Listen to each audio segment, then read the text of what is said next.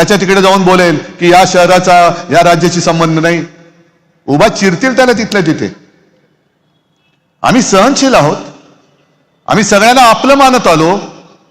आणि आता आपलं मानता मानता जे कोणी आमच्याशी दादागिरी करतायत त्यांना थोडंसं त्यांना कानफट आहे एवढं दाखवून दिलं तर काय चुकलं आमचं? काय चुकलं काय आमचं? इतर भाषिकांचं आमचं काहीच म्हणणं नाहीये.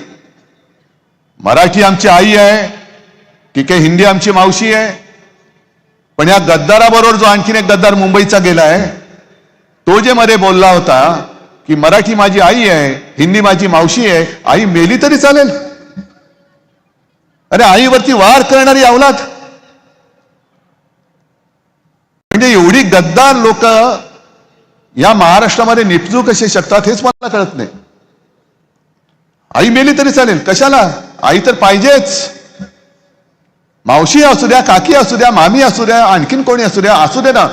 मोहन भागवत सांगतात ना, कुटुंब वाढवा, मोठं कुटुंब घेऊन फिरा की. आम्ही कुठं नाही म्हणतोय, करा मोठं कुटुंब, सुखी कुटुंब. की त्याच्यातले नोकऱ्या किती जणांना लावणार हे भागवतांनी सांगावं, का नुसती बेकारांची फौज तयार करणार हिंदुस्थानामध्ये? जो माणूस शिवसेनेशी गद्दारी करतोय तोच आता ठाण्याशी गद्दारी करायला लागलाय, ठाण्याकरांची गद्दारी करायला लागलेला आहे. राजनी आता जे सांगितलं, वन जमीन 1001 एकर जमीन, म्हणजे मला धक्का बसतोय की ती जमीन त्यांनी देऊन टाकली आणि बाहेर पडल्यानंतर बावनकुळे म्हणतायत की मला माहितीच नाही ही वन खात्याची जमीन आहे.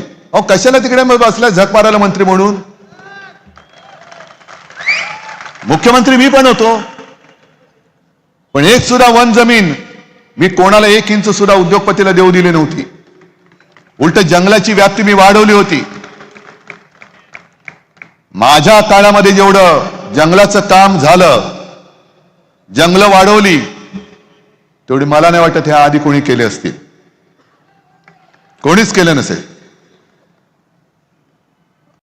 गणेश नाईकांना मला सांगायचंय, कारण त्यांनी कसं आहे, ते शेवटी माणूस आहे, माणूस आहे. त्यांनी मध्ये एक ऑर्डर काढली बिबट्याना, शूट ॲट साईट.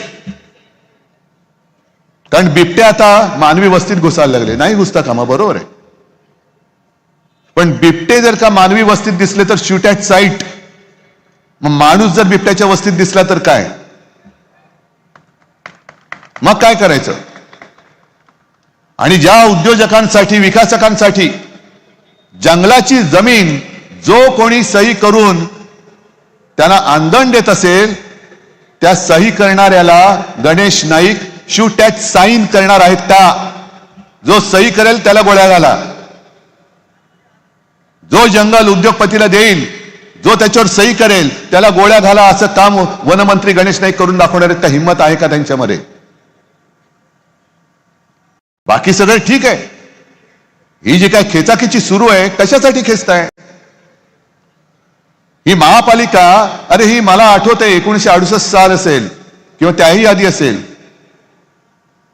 मी लहान होतो तेव्हा.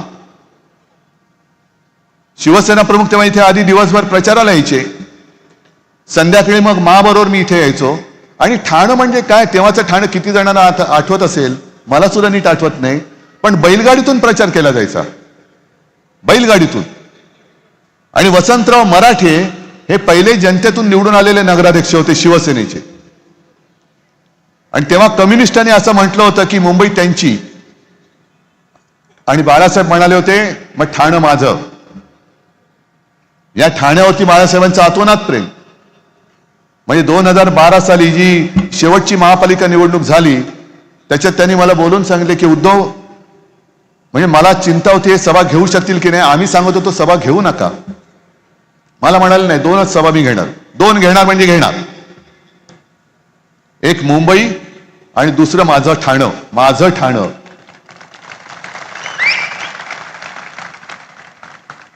हे एवढं प्रेम बाळासाहेबांचं तुमच्यावरती. आणि मला आजही आठवतंय, आता विकासकाच्या गोष्टी किंवा विकास